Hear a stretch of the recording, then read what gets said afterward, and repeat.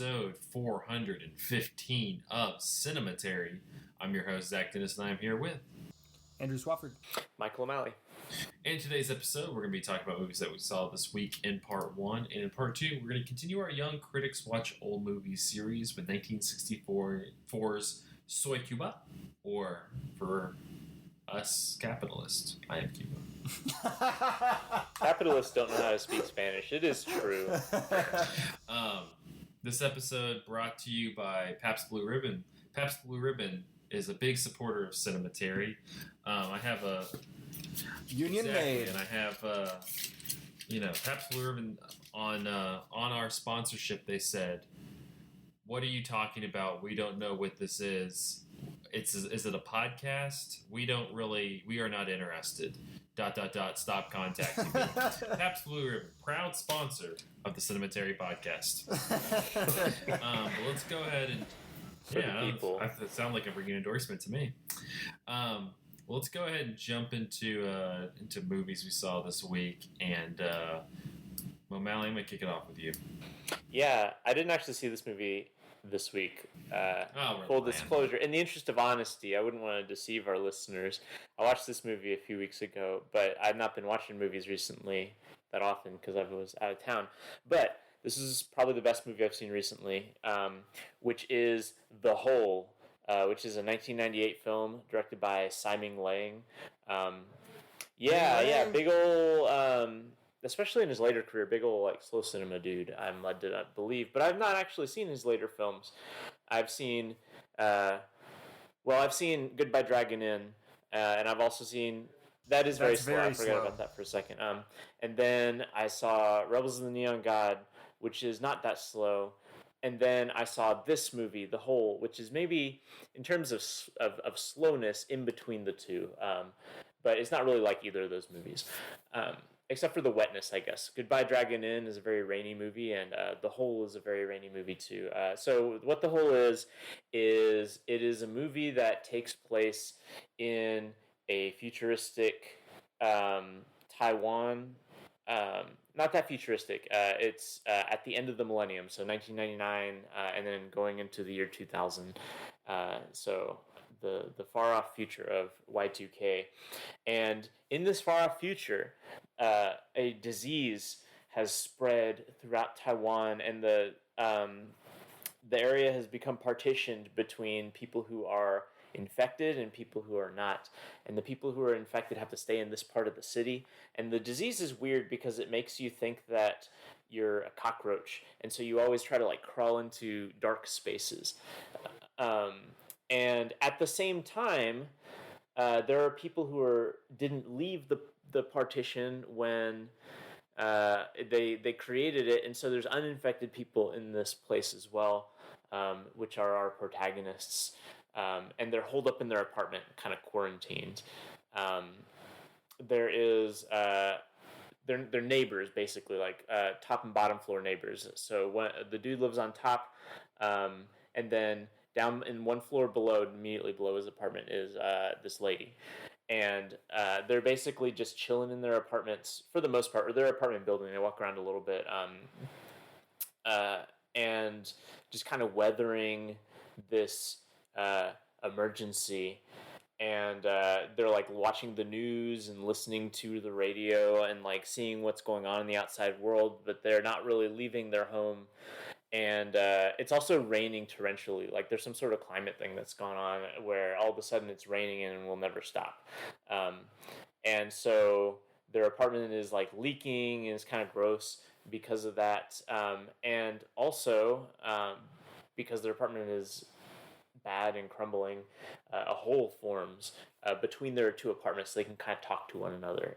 And that's kind of the premise of the movie, is these two people who are trapped, more or less, and have been abandoned by their government, and have been kind of alienated from those around them because the other people think they're cockroaches.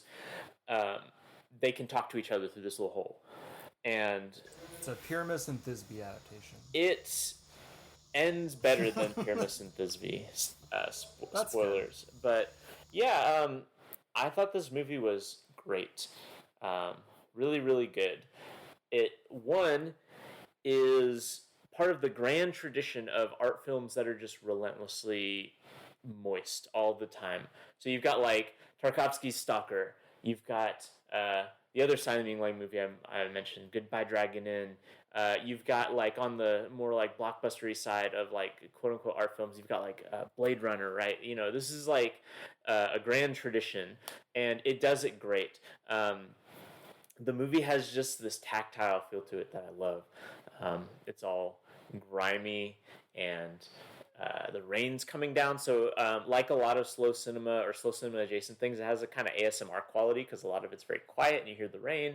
But there's also this kind of intensely sad desperation at the core of it too, because these people are like as alienated from society as you can get, right? Like the government doesn't recognize them, their peers don't recognize them, and all they have is to cling to each other through this little hole where they can talk. And another thing too, the pipes are bursting, so the guy's toilet will flush into her apartment, which is also gross, and so he has to like learn to like pee in a bucket instead of flushing the apartment because he's a nice guy. So there's all this kind of gross stuff going on.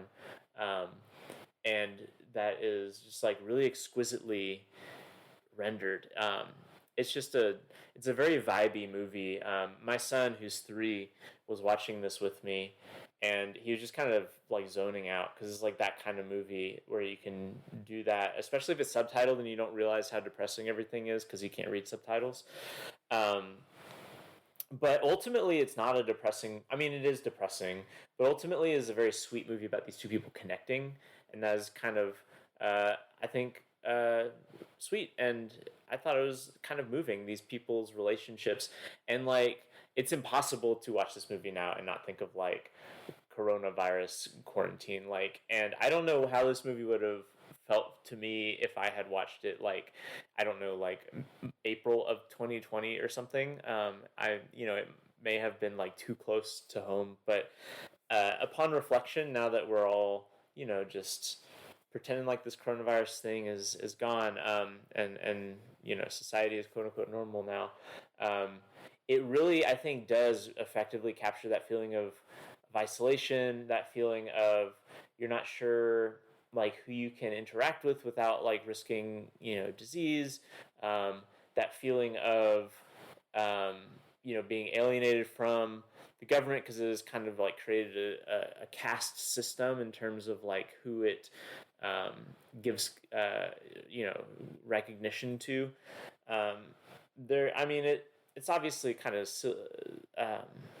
silly in some ways, the cockroach thing, but in terms of like the emotional landscape of weathering like that quarantine season, like I think it resonated a lot. And I think even beyond that, like it's a movie about how two people who are alienated find each other and can have like a meaningful human connection, even though the rest of the world has kind of deprived them of that. And so like, I don't know, COVID notwithstanding, I think it is still a really meaningful and moving movie. So it's good. I recommend it. How disturbing is the cockroach stuff? You don't see a ton of it, but I mean, people are. I mean, it kind of looks silly a little bit. Like this is a movie that's kind of, it has some laughs in it, and it's like a satire in a lot of ways. So some of this is like kind of meant to be funny. It's not disturbing in and of itself. Like you just see these people like scurrying under boxes or something, like on hands and knees. But like conceptually, that like, oh, this is serious because these people like can't be in light anymore because they'll be, they always want to run away from it. So I don't know. I mean, it looks silly, but by the end of the movie, once you're kind of into the vibe, and into like the world that this movie is, when you start seeing people like that, it just is sad. This is one of the Simon Lang movies I've not seen, so I need to check it out at some point. It's worth a watch. Yeah, just go find yourself a dark corner and tune it on.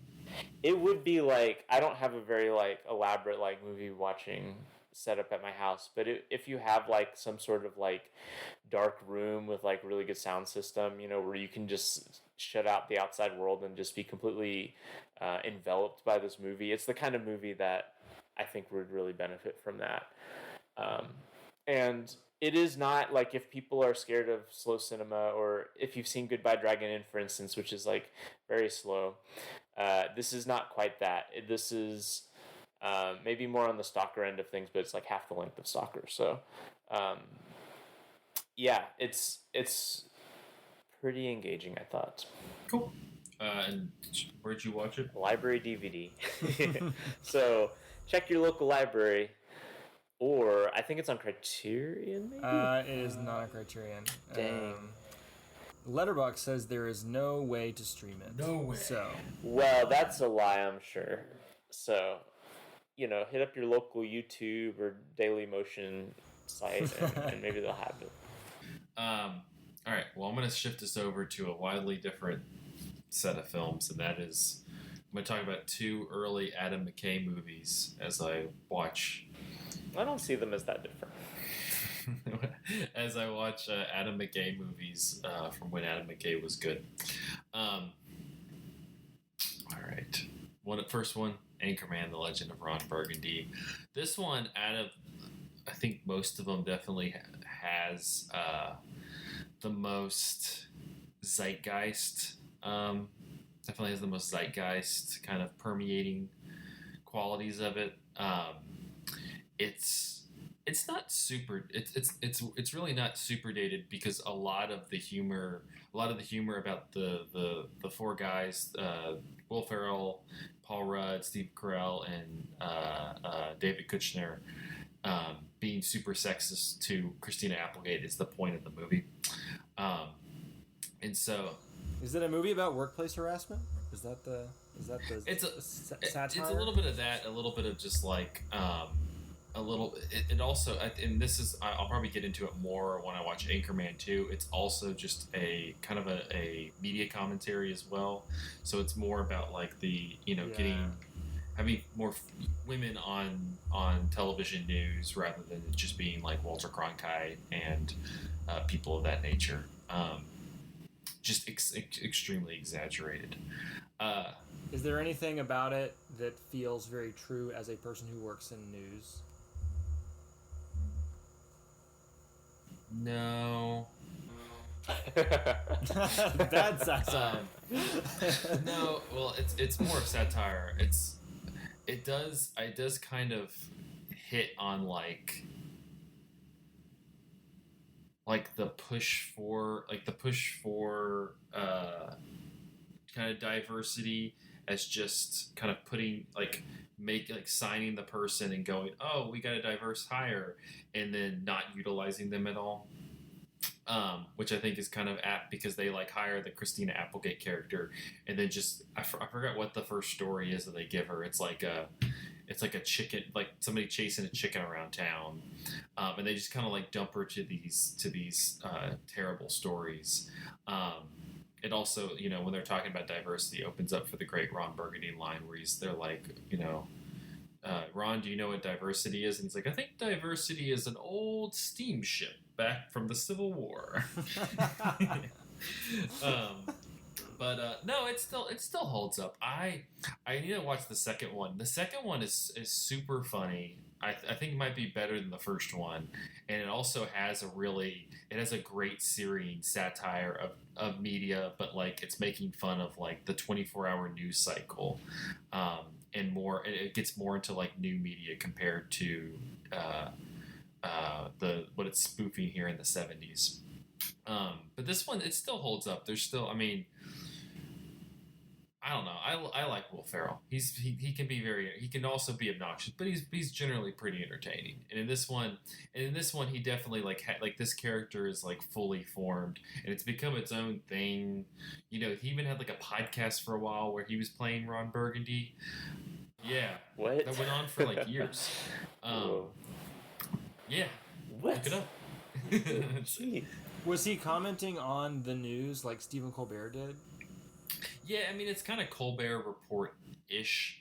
It's not spoofing a specific like a right wing or left wing type thing like Colbert was doing. It's more just spoofing. It's more spoofing like the personality, the media personality. I mean, and I think it kind of gets to some satire there.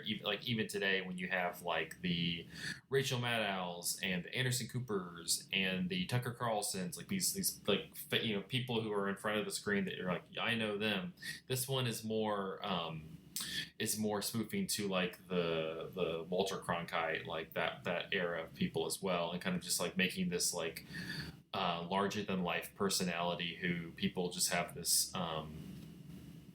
complete trust in as this news person. Like one of the funny traits that he has is whatever is on the teleprompter he will read, and so that leads to like his downfall, because instead of saying "Stay classy, San Diego," which is his sign-off line, the Christina Applegate character, they bribe the person to change it to "Fuck you, San Diego."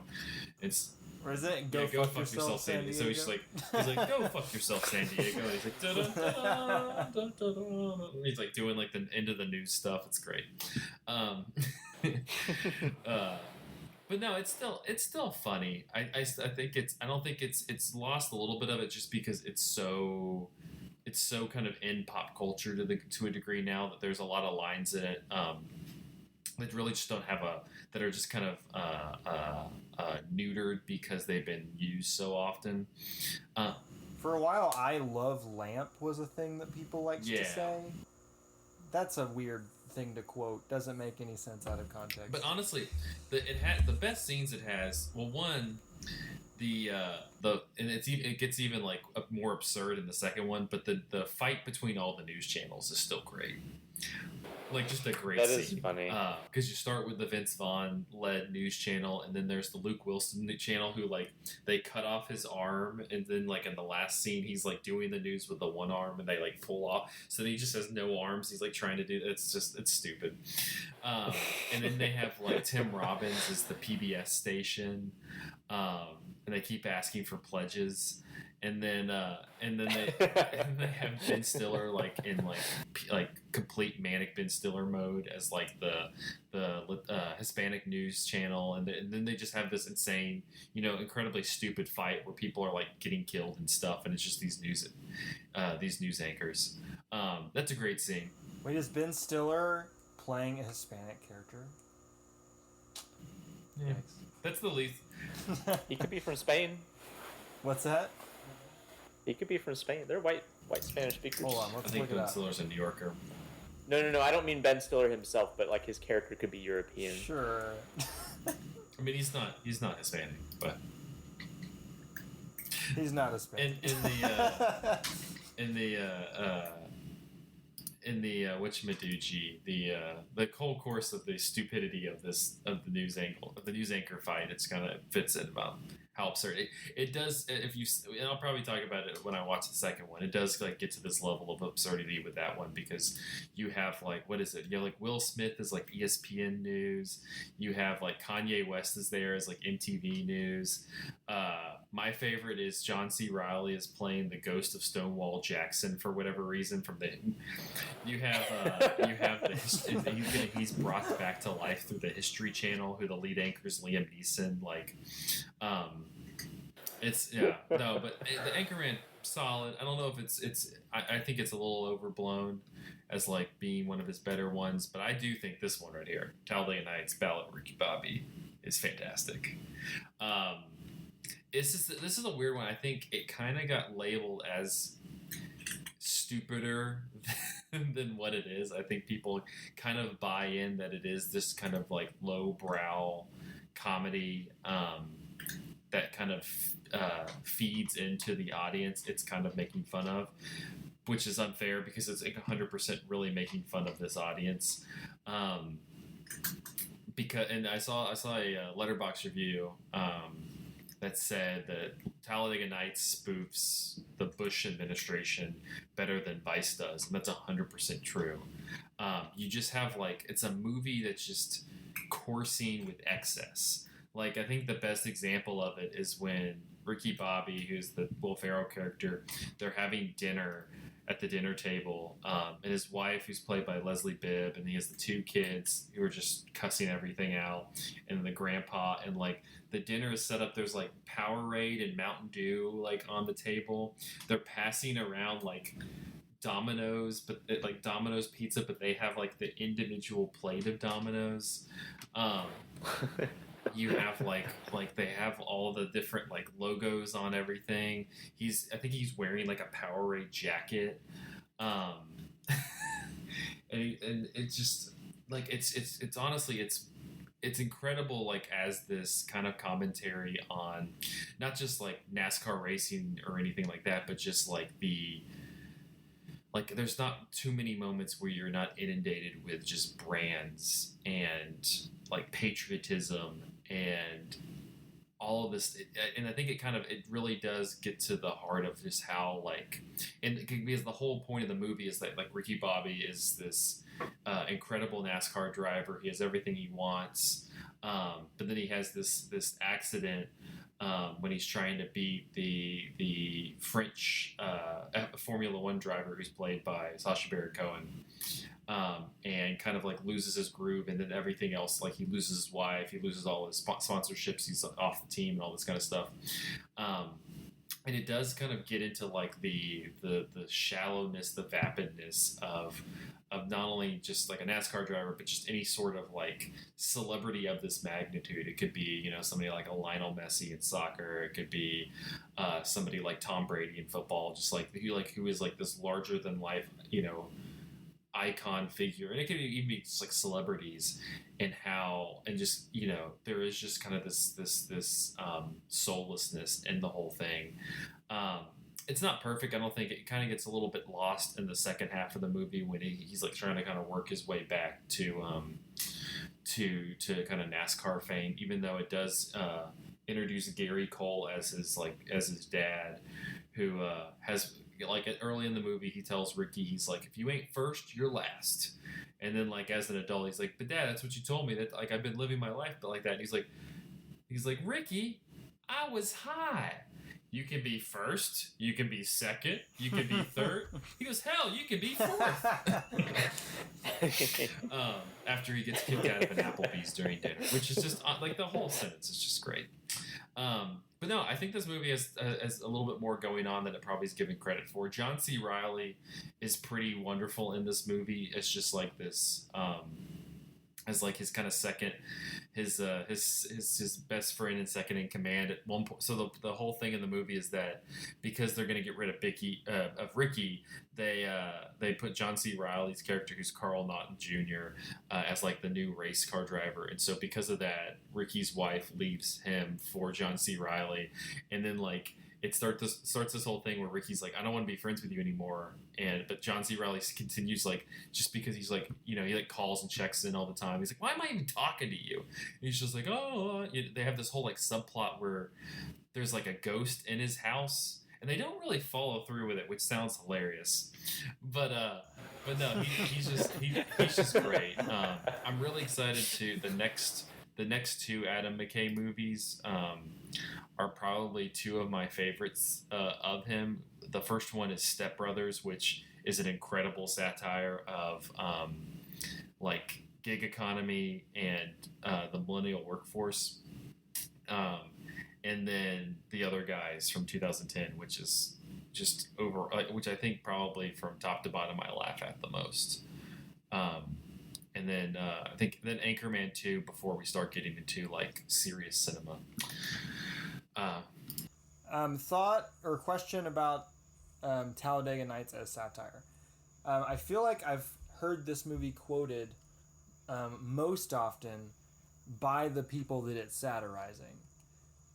Do you think that, like, how does that kind of calculate into our evaluation of how good of satire it is? If the people that it's satirizing don't get it or don't know what's being said about them, like, does that make it better because it's sneakier, or worse because it's not like communicating effectively. Well, I don't think the satire like the people who it's satirizing necessarily have to like.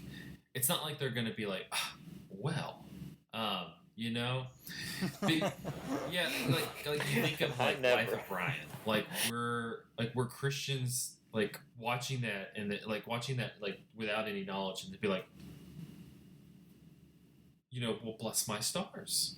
I think that it is sneakier than you think, because if you listen to like he's constantly talking about stuff in a way that would appeal to the type of person that it's satirizing, but he says it in such a and they do the same thing, and I think this is the kind of key to Adam McKay through all these movies, is he does it in a subtle way, because of like the kind of like small nuances of the comedy that make it that you realize, oh no, he's making fun of that. It's which kind of is what's interesting to me, because he loses all that subtlety in his last three movies, and it's kind of like the satires there just like slapping you in the face, which I feel like I would feel like is more ineffective. You think about like Vice or something like that, it's just an ineffective movie.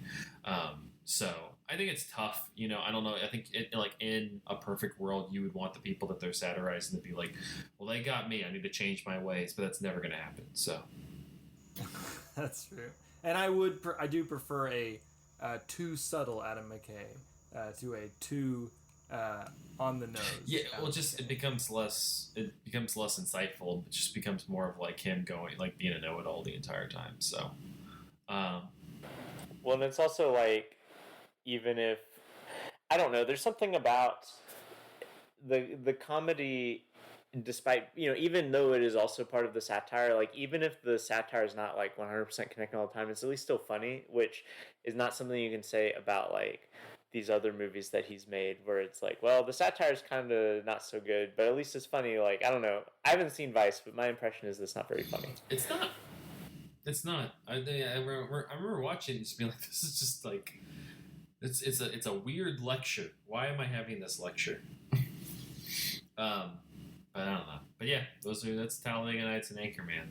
I think they're worth, if you want a silly movie, they're very silly movies. All right. Well, I think a perfect lead into part 2 is going to come from Andrew. So I'm going to turn it over to you. That's true. Here's another silly. This is a very silly movie. I watched Steven Soderbergh's Che, otherwise known as Che Part 1 and Che Part 2. These are two movies that are both fairly long in and of themselves. They're both like 2 hours and 20 minutes. So, it's like the majority of a Satan tango that you're sitting through this biopic of Che Guevara. Played by Benicio del Toro extremely well. His performance is probably my favorite thing about both of these movies. But these are both like contained stories about specific events in his life. Part 1 is, of course, about the Cuban Revolution. And part 2 is about his involvement in a failed Bolivian revolution that I actually did not know a lot about. One of the reasons why I watched these movies in the first place is just because I wanted to know more about Cuba, and specifically like how that like power, that change of the power structure happened there. Especially because like it's really hard to, I was going to say it's hard to like get what feels like accurate information about countries like Cuba or Russia or China and the United States. But this is of course a American movie by an American filmmaker. Surprisingly though, it is both almost entirely in Spanish, which I don't think most like blockbuster filmmakers or people who make like movies at the level that Steven Soderbergh does. This was like his clout movie after The Oceans, right? Like, yeah. He's so, just flexing. Somebody who does an Oceans movie then makes like 4.5 hours of like Spanish language Che Guevara apologia, I guess it would be one way to put it. It's very sympathetic to him and to the cause. It doesn't go into like a lot of like theory behind political push that Che was part of, but it does allow him plenty of opportunity to speak. The first movie is intercut between him making military moves in Cuba and him speaking at the United Nations and being interviewed by like CBS News and stuff like that. And some of the most effective parts of the movie are when you're seeing those things at the same time. You're watching the military action while you're hearing some of the justification or like explanation from Jay. Now, I will say that this movie or these movies have a pretty big drawback for me, which is that they just don't feel like they earn their length to me. I mean, there's a way in which I can see why they are as long as they are. They're about process, like the slow tedium of like building an army. Like this is kind of a surreptitious political movement that he's a part of, and it has to like creep through the jungle, like picking up people here and there on their way to do this coup, essentially. And so like the day-to-day life of these revolutionaries is pretty uneventful. They're not getting into battles at every turn. They're being sneaky, and they're trying to go undetected. But in a 2.5 hour movie where you're not really getting a lot of plot to hold on to or a lot of characters that are particularly vividly drawn other than Benicio del Toro's Che, that can get a bit dry, which felt more true once I saw part 2.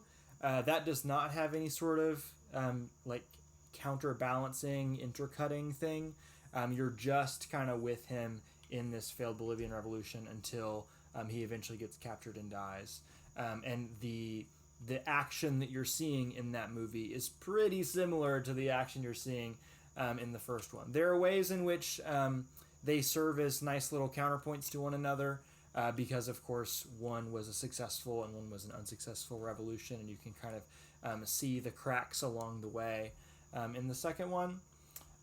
But overall, kind of feel like I would have preferred to just watch maybe one shorter movie than both of these super long ones. I'm also maybe biased because I've never been a huge Steven Soderbergh fan. There are a couple movies of his that I enjoy, but I've never really like been banging the drum for Soderbergh auteurism in the way that I know both of my compatriots on the podcast have. My comrades, yeah. Michael, you have seen both of these, right? Do you want to say anything else about them? I have. It's been several years, but my memory is I liked it. My memory is similar to yours though, in that I found the first one more engaging, but I liked it overall. And he's like kind of entering this phase, like after he did the Ocean's movies, after he did this movie, he went into this like, I mean, he kind of goes in and out of these phases throughout his whole career, but he went into like this highly experimental phase after that, right? Didn't he do like the Girlfriend Experience and stuff like that, like where he's really messing around with digital cinematography a lot? And I remember thinking, I don't remember what like specific details on this, but I remember thinking that like this feels like a transition film into that. It was apparently one of the first big movies to be shot on the RED cameras, which have now become like industry standard in a lot of ways. So I wonder if it would have looked a little bit more innovative at the time, and now I just like can't see like what's special about the crispness of this image because it's just so everywhere. I don't know. I mean, if we're thinking about like Soderbergh auteurism, like it makes sense that he would do a biopic of a revolutionary, like if not Che Guevara, then someone else, because like kind of like one of the central thematic projects of his whole filmography is the discussion of like labor and exploitation under capitalism, right? Like that is like a solid through line throughout like most of his career. And this is kind of like his most explicit engagement with that in terms of how people conceptualize that, like the battle between, communism and capitalism. And so it's kind of interesting as that in his filmography as well. In that, like, this is where he gets to engage with this sort of thing on an explicitly political level, rather than, like, let's say, like High Flying Bird, right, which is about a labor action, but it is not really framed in terms of, like, we're talking about, you know, politicians, right? It's framed through the entertainment, like a wing of the entertainment complex, right? So those are my thoughts, having not seen the movie in maybe like 5 years or something. I remember I really liked the kind of the process angle to it got a little tedious in the second half or the second movie, mainly because you lose Fidel, who like the whole Shay and Fidel scenes in the first one are great, as you kind of see like. But I like the process because it kind of digs into any sort of revolution or any sort of like uprising of any sort, like how complicated it can be, even though you have a central idea. Like that's what's so great about the Fidel Shay dynamic in the first movie, is because if you like cut through all the bullshit, they're going for the same thing, but they're both of two different minds about it. And you have Fidel, who seems to be kind of endearing himself as the like who's going like I'm like working for the people, but also definitely is much more veering toward the limelight and kind of the becoming the face of this compared to Shay, who is just he's more like he's very much in the trenches to a degree in that revolt, which makes the whole second movie that is what kind of makes the second movie a little bit more interesting, because then he's forced to be the figurehead of it to a degree, and you can kind of see where he struggles at that, and it kind of just shows you the imperfections of any sort of result like this, not because they don't make any sense, but because it's just such a fine line to marry all like get all of these egos to kind of coalesce around the one idea, and I think it kind of gets at it in a way that's not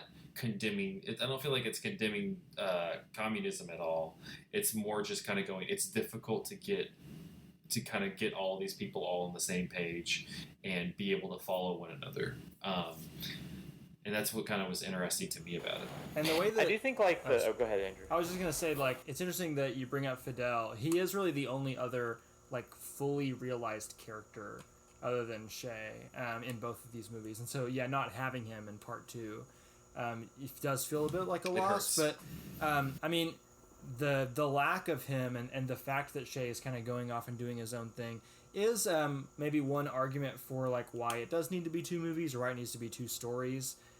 Because one thing that I didn't really know about Che Guevara is like the idea that he just like jumped around a lot of different countries and helped with various revolutions, right? He wasn't Cuban. He came to Cuba to help with the revolution because he was just a true believer in the cause. And rather than like stick around and be a political leader, he was like, no, I'm going to go find another country that's on the verge of revolution and help them out. And he kind of does that until he eventually meets his end. But what were you about to say, Michael? Sorry. Oh, I was gonna. This is something that Zach said a few minutes ago. But like about like how complicated any sort of like movement or revolutionary movement is, and I think about like so if we think I've thought a lot about like the George Floyd Black Lives Matter protests from 2020, and I think one of the interesting things that comes out of like when you have a big kind of social, like civil disobedience or like revolutionary movement, it's very easy to say a narrative about it. And like when I think about like what I was taught about history and like movements and that sort of thing, like there is a very clear narrative, and like I could explain in broad strokes like what that narrative is about Cuba as well, or just like Che Guevara in general, but like it's when you get into like, okay, what actually went down and what happened, you start getting into this minutia that is really, it can be tedious at times. Like I listened to a podcast that was like multiple episodes, like hours and hours of someone doing reporting in Portland during the Black Lives Matter protests there in 2020, and a lot of it was really mundane's not the right word because there's exceptional circumstances, but a lot of it is really like, okay, at 8:55 the police moved to this block and started tear gassing people. Then It's and so people moved to this block. is the word I would use. Right, exactly. And I remember thinking in the Bolivia part 2, that really captures something like a side of that sort of thing that we never see, which is in the trenches of those sorts of like granular decision making stuff without any of the big picture narrative stuff. Because in part 1 you have intercut with like his UN appearance. It's at the UN, right? Where he's like explaining himself and explaining like what the cause is and that sort of thing. But in the Bolivia one, you don't have that. And it is entirely just like literally in the weeds, right? Because they're out in the wilderness, doing these things. And there is something like interesting and not often portrayed, at least in Western media, about like what that sort of experience is. Yeah, for sure. Anything that I could say negative about this movie as a viewing experience, you could easily think of as a positive, kind of like intellectually or philosophically, right? Your mileage is going to vary on whether or not like you kind of lean one way or the other on it, but definitely worth checking out for sure. All right, we're going to take a quick break, and then we're going to be talking some more Cuba as we talk about 1964 Soy Cuba after this.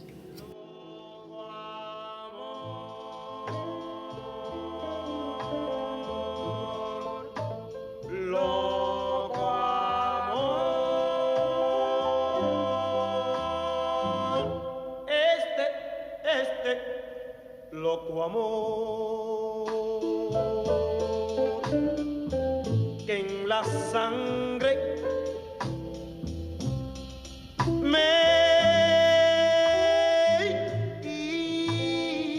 hierve. No puedo estar ya yo sin tu amor.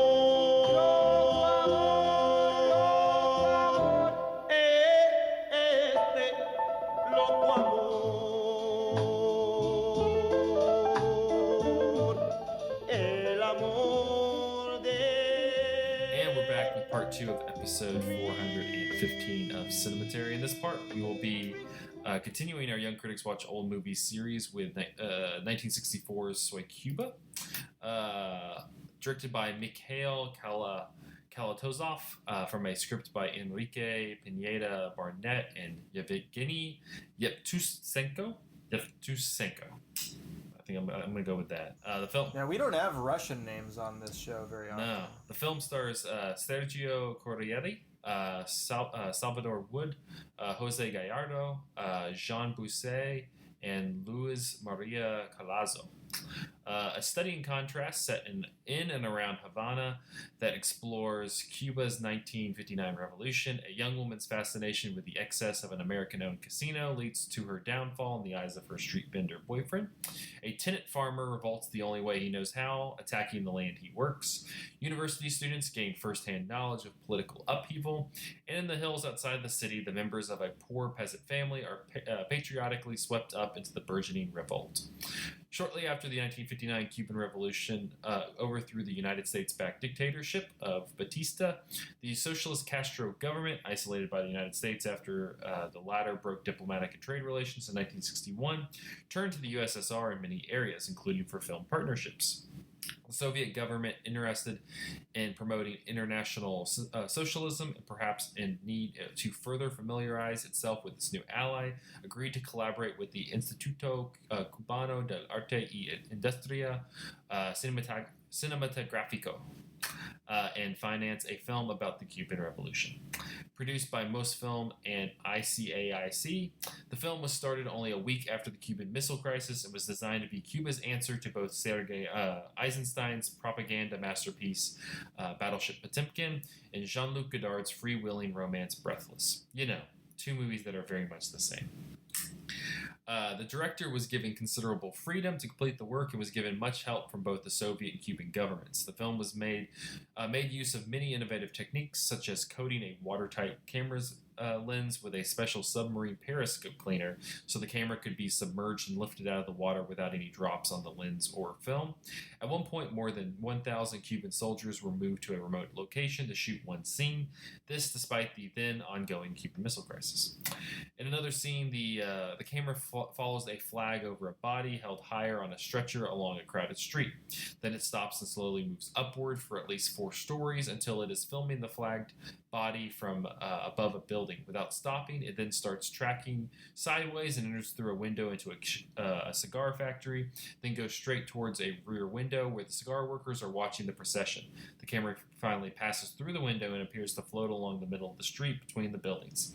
These shots were accomplished by the camera operator having the camera attached to his vest, like an early crude version of a Steadicam. And the camera operator was also wearing a vest with hooks on the back. An assembly line of technicians would hook and unhook the operator's vest to various pulleys and cables that span floors and building rooftops. Cinematographer Sergei Urasevsky, in a 1965 interview on the film, said, quote, "We saw the film as a kind of poem, as a poetic narrative. I'm not saying that this is how it has actually turned out. What did seem absolutely necessary to us was the creation of an image, to the point of hyperbole.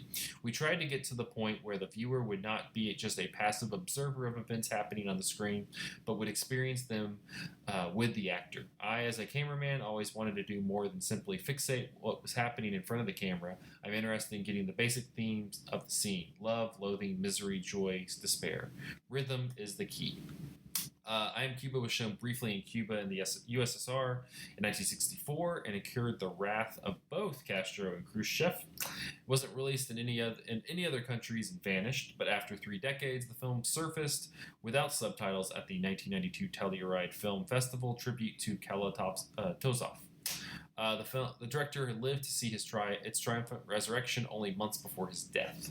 Under the auspices of Francis Ford Coppola and Martin Scorsese, Milestone Film and Video have added subtitles and put it into general release. And so during that re-release in 1995, the LA Times said, "I Am Cuba concludes in the ruggedly beautiful Sierra Maestra with tremendous cumulative power as a peasant casts his lot with Castro's guerrillas. In this post-Soviet era, however, the idealistic zeal that fuels all of this fiery film takes on a cast that's truly tragic." And Ebert, 1995, said, "I Am Cuba is an anti-American propaganda film made as a Cuban-Soviet co-production that has been snatched from oblivion, restored, and released in the United States. Since the film's prediction of a brave new world under Fidel Castro has not resulted in a utopia for Cubans who suffer under one of the world's most dismal bureaucracies, the film today seems naive and dated, but fascinating." Wow. Roger Ebert. CIA asset. Not a comrade. Yeah. I wonder why Castro didn't like the movie, because the last act is just like, here's why it was cool that people joined Castro's I wonder army. if, having been through the revolution, seeing it depicted, I don't know. I imagine when I see things that I've experienced or been through, like this is not analogous at all, Andrew, except for this very specific aspect. But like, when you see movies set in a school, like half of the time, don't they set your teeth on edge because it's like, that may have like created a good narrative, yeah. but it's not right. So I believe this was the first time for everybody watching this. Let's just kind of dive in on it. I spent part of the notes just expounding on the sequence with the procession and that whole, because The cigar factory and everything. I like paused the movie because I was like, how the fuck did they just do that? And there are a lot of how the fuck did they just do that moments in this movie. Yeah. Yeah, it's incredible. But what did y'all take from it? I think that was like one of the first things that stood out to me, is because I'm used to. I had seen the director's 2 other famous movies, which are Letter Never Sent and The Cranes Are Flying, right? And so I kind of knew a little bit of like what his thing was. But that said, like, I'm used to when I see films that came out of like Soviet bloc, or like, I guess in this point in case Cuba, the Soviets were involved. Like when I see films that come out of that, like there's a certain like I don't expect to see like really flashy like theatrics like with the camera and film style like this movie had, and I was just kind of like blown away the whole time, especially because it opens with like its most energetic sequence in the club, right? And it's like cross-cutting with all this like dancing and all that sort of stuff, and I was just immediately immersed and just captivated by the just the energy of the film style, and like the inventiveness, like the constant new ways of depicting things that I thought was just super cool. And I don't know if this is the case since this movie was not widely seen in the U.S., but it feels like I gotta feel like Martin Scorsese and Paul Thomas Anderson specifically are like drawing on this movie heavily with like some of their like 90s and 2000s movies. Oh yeah. Oh yeah. I think I've heard Paul Thomas Anderson cite it specifically. Yeah. For the scene in Boogie Nights where like, the camera goes under the water of the pool. Yeah. Well, and I can see Scorsese like in scenes from like even like his early stuff like Mean Streets and things like that, where like you just kind of have this congestion in like a bar or something. He also kind of moves around like there's a lot of scenes with like De Niro where he's just moving around places that kind of, it doesn't have like the exact same energy, but you can kind of see the technique following the same way. Sure. And like the fact that this is in the 1960s, like early 60s, or I guess mid 60s, and you mentioned in your write-up, Zach, about how like some of it appears to be done like with like what you would use Steadicam for, decades later, but they're kind of jerry-rigging something that functions similarly. And I, even with like movies that are flashier, like just the acrobatics that the camera goes through at times in this movie are just like jaw-dropping, considering the era in which it was filmed. Well, I was reading about how they filmed the sequence where the farmers, he just found out that they're taking the farm away, and he's like chopping up the sugarcane, and he used this like the cinematographer used like this infrared lens because it really like brought out the white of the sugarcane with like the sun and everything. And so his goal was to make it look like when he starts just kind of cutting like crazy, it's supposed to give the appearance that like the sugarcane around him that's like all over him, like it's like swords in different directions. So he's just like caught in like this mess of swords as he's cutting away. And like they had like a gif in the article of the scene. You're like, yeah, when you kind of think of it from that perspective, it's just like he's like just engulfed by all of these plants, and it's just like sitting there trying to chop his way out. And that's kind of my takeaway for the most part. Like the narratives are honestly, the narratives are to a degree are kind of whatever to me. It's more about this movie does to a degree it's a very strongly wordless movie, because it really just kind of sets you. It's one of the better movies I've seen lately that really just sets you in a place. Like whether you're in the mountains or whether you're in a club, you feel all of the tangible qualities of being in that place, regardless of whether you're following the plot that's happening there. Well, in that the first story that happens where you start in the club and then they walk out of the club and like walk into like away from it into a slum or something like that. And like there's just such an incredible like the sense of place is used to the film's ends, right? Like you have the contrast of like the capitalist owned club versus the kind of like poor and like disenfranchised thing, and it's done not in one shot, but it's done in a sequence in which you can see when she leaves one and enters the other, and I thought that was really cool. And every individual space you're in, you usually get a long shot just like walking through the entire space, so you get a sense of like the architecture of the place that you're in. Especially, you mentioned earlier, Michael, that that first sequence where we're like up on the rooftop bar and like we keep going to like a level below and then a level below that as the camera is like doing all these impossible moves. I actually didn't recognize at first that that's like the intro to the first story. I thought of it as like its own standalone wordless sequence, because the movie also starts with a long like narrativeless sequence where we have the camera in like a helicopter or something, just gliding over the treetops for a really really long time, and then we're like down in the river, like on the water level, like following this guy on a boat very slowly as we're like listening to a poem be read. Incredible. Oh god, yeah. that whole sequence was incredible too. That's what sucked me in actually before even the party sequence was just the guy paddling the boat and you're in like he's having to go under like kind of the structures, the bridges and stuff, but then and the like camera's honestly, like I would have been fine if the movie would have just kept doing that. Like if it was just a collection of cool images and like cool like visual experiences that give you a sense of like what Cuba is like on a vibes level, as opposed to, you know, these moral stories, or these politically charged like fables.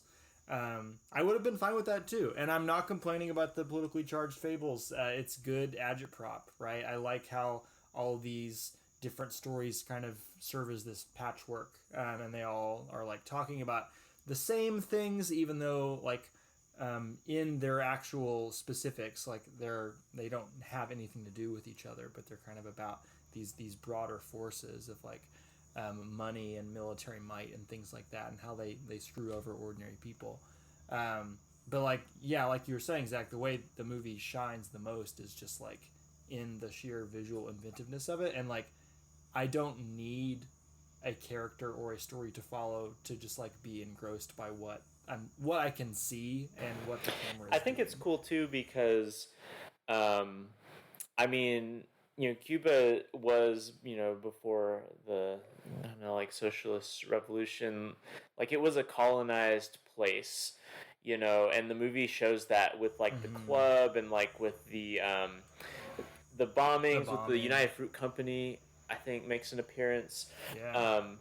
And one of the things that often happens with like colonization is that the place itself is devalued, except in as much as it is able to have resources extracted from it.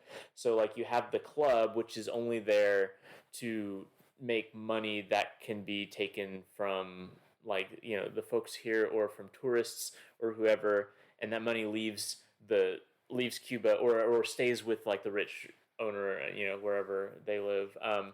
And one of the kind of cool things about this movie is that all of this visual care often goes toward presenting like the landscapes of Cuba apart from you know, capitalist or Western intervention or the colonized aspects of Cuba. There's like a national pride in like the Cuba that is not represented by like a colonized, you know, authority. And I think that that's like a kind of cool like implicit thing in the project of the movie is like, you know, Soy Cuba is not just like in those poems that get read, you know, at different points, like, you know, it's as almost as if like in like, you know, the kind of like, you know, like, you know, Western capitalist version of Cuba that internationally was known, that's not Cuba. Like Soy Cuba is like these farmers or these landscapes that like you would never go in if you were a tourist, not from Cuba. Like there's something like really cool about the way that the camera itself captured like the visuals kind of suck in all of this like Cuban identity, and makes it beautiful and something to be proud of. And I think that's neat.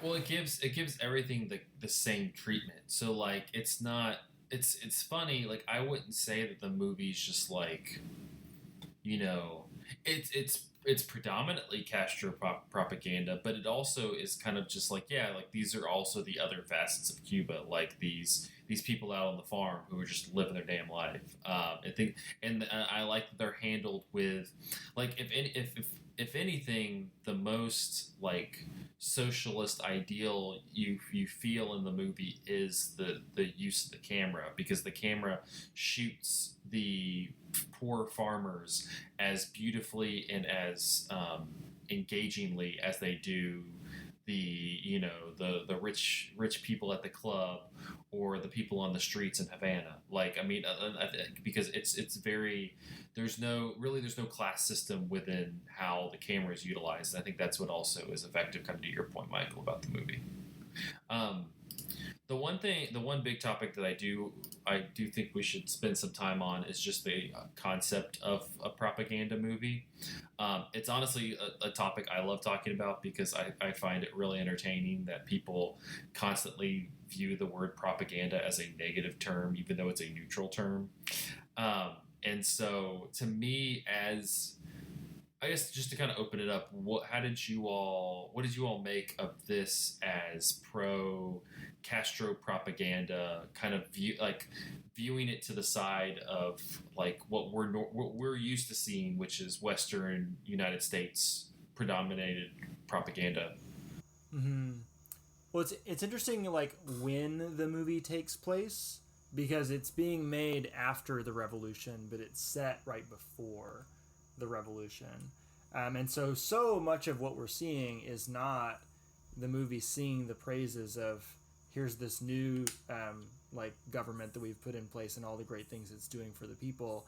It's kind of justifying just replacing the old government, which was just like obviously just horrible for so many people in so many ways. One thing that maybe 2 points of comparison for this to other propaganda films that we could talk about would be like Man with a Movie Camera, which is a Soviet propaganda film that is just kind of like singing the praises of Soviet Russia and also doing the like real dizzying visual inventiveness stuff.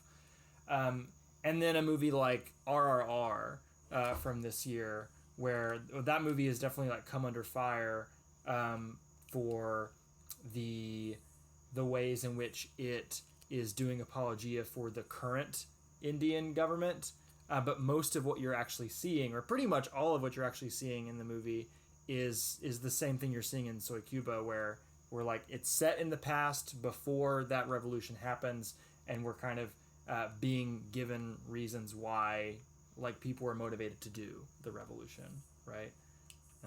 I don't know if I would necessarily say any of these three is like better propaganda than the others, but I mean, the decision of like when to set your movie and what you choose to focus on, I think really affects the way the audience is going to interpret like the propagandistic message. Well, sure.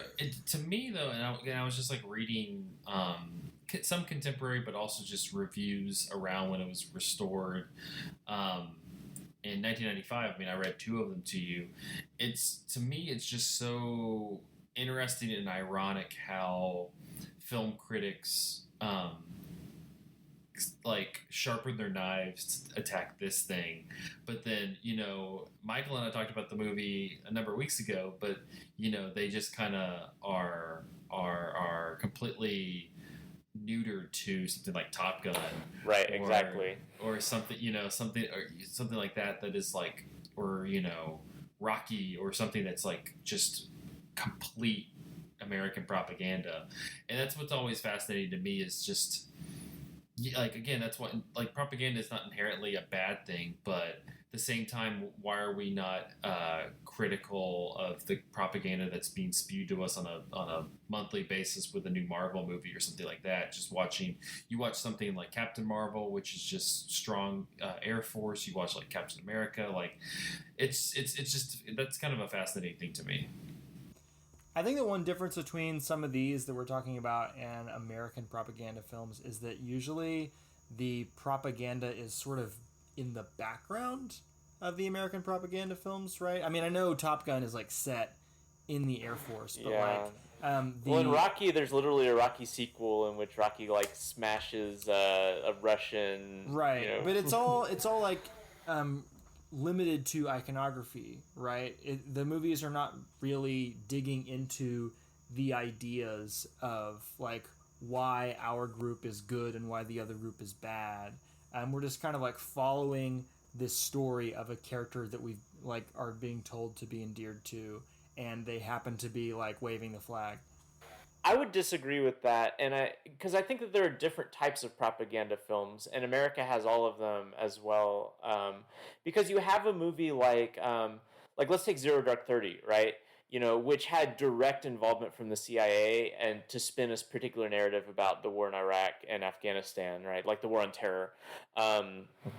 And that is a movie that is all about justifying a certain like set of actions that the U.S. military took, and is like very focused on the ideas. And I think that there is a good argument for that being a propaganda film and a really effective one too.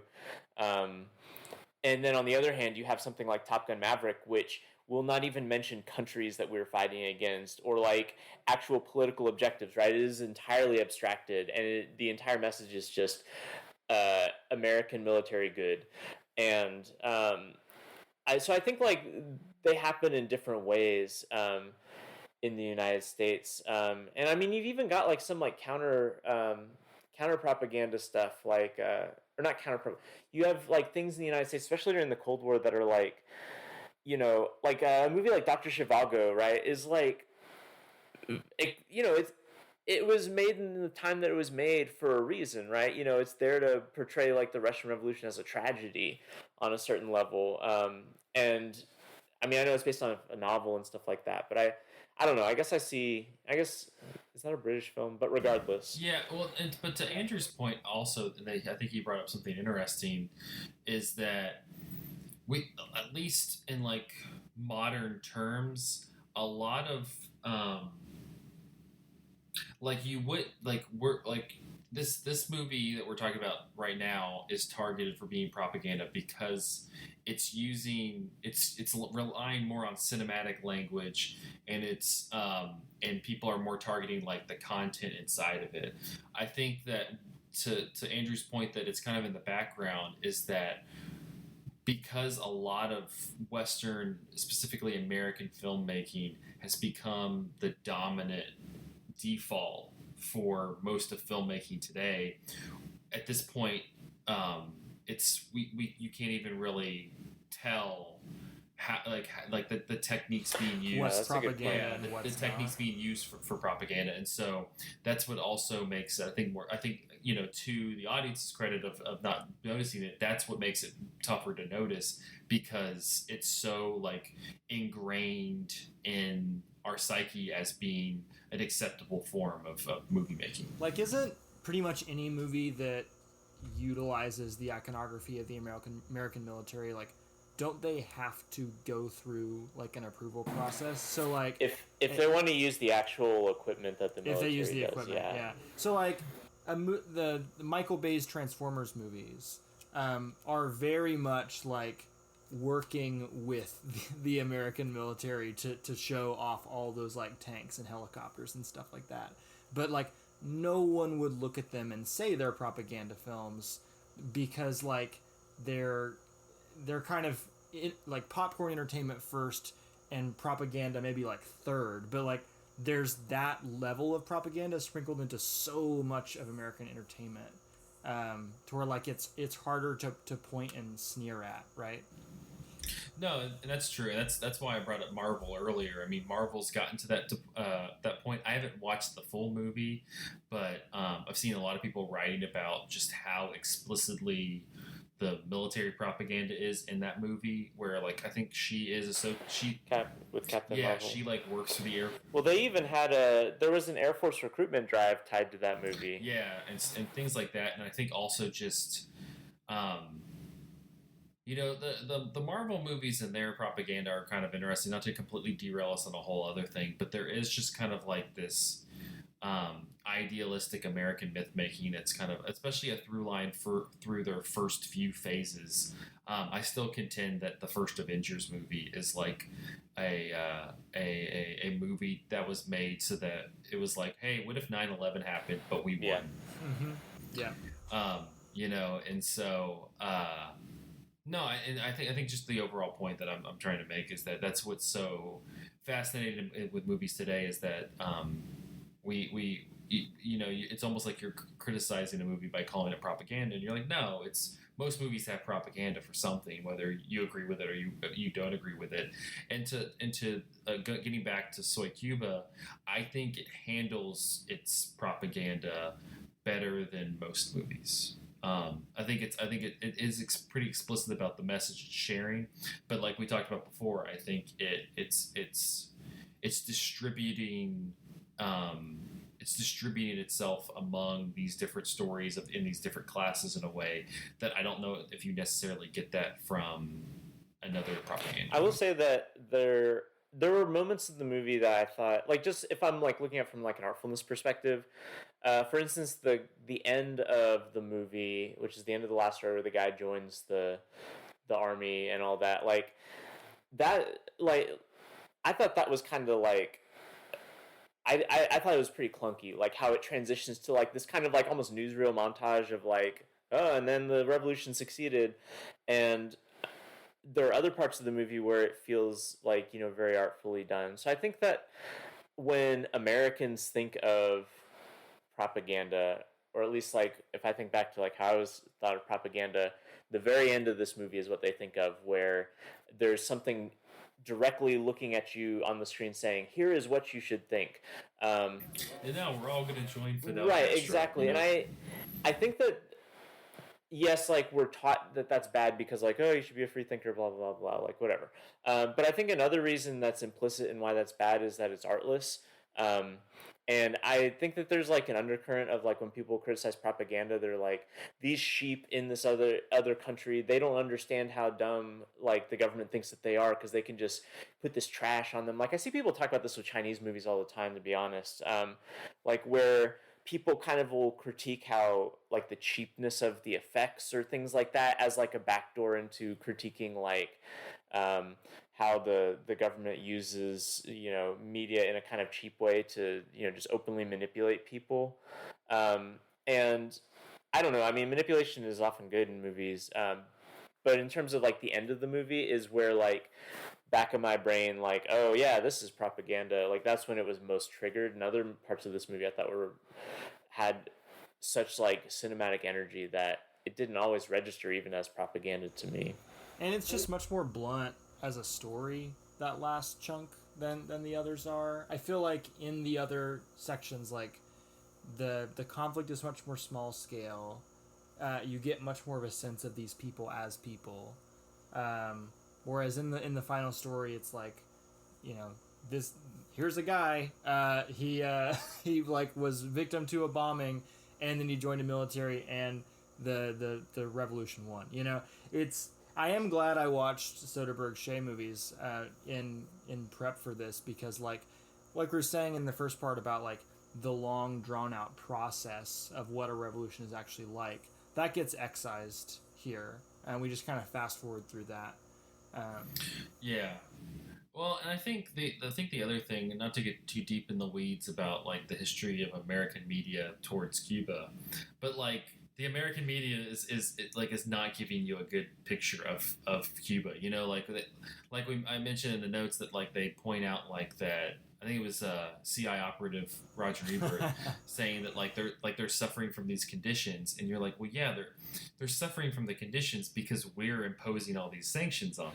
You know. Well, and also like mid-90s, they were suffering from the fact that the Soviet Union had just collapsed. You know, if all of a sudden, you know, one of our major trade allies collapsed, like the United States would have some problems too. Exactly. Look at what we're dealing right now with you know, the situation in Ukraine. Yeah. Like, yeah, we're getting squeezed on stuff, and so that's always the kind of ironic thing in any discussion with Americans about Cuba is that that's the kind of facet. It's kind of like, yeah, if if a river was flowing into your onto your land and you like had fresh water and all that kind of stuff, you could do all this stuff with it, then yeah, you're doing great. But if somebody had the same land set up and the water was just cut off at the front and you had so none of it was flowing in, yeah, you're gonna fucking suffer. And like that's what we're doing to them. But it's always the on the American side. I think of like when Fidel Castro died, the New York Times wrote this long story about Fidel Castro and how he was just making the long suffering people of Cuba suffer forever, and then like got quotes from the Cubans. But the Cubans were people at Versailles and Miami, Florida, so naturally they're going to be negative toward Castro because they left Cuba to be in Miami because they in their hearts are capitalist. Like, yeah, you're not going to get good quotes on that, and so it's also like I'm willing to give this. It's propaganda a large pass just because I'm like, yeah, we do that shit constantly in terms of trying to describe this country, right? And I want to know what story like a country tells about themselves. Though of course this one's a little more complicated because it's a Russian filmmaker telling a story about Cuba. But yeah, I think that even if you are going to be critical of Cuba, and I'm sure there are reasons to be critical of the Castro administration, I don't know enough about it to be able to say. But you want to hear like what is their narrative. Like that's part of the calculus, right? Yeah, and there's always the nuance of like, yeah, there was probably a gazillion issues with the Castro administration. Who also has a gazillion issues on a daily basis? Us. Yeah. Like, Right. Yeah, that is very rich. Like as soon as you get like films that are critical of America, or even like just discussion, I think about this all the time as an educator because this is often where these lines are drawn. But there's all this rhetoric about like we're teaching people to hate America if we say things that are negative about it, and it's like, well, how are you going to say that and then criticize other countries that like they're not allowed to think critically about like political dissent or something? Whatever. No, we're a stupid country. We are.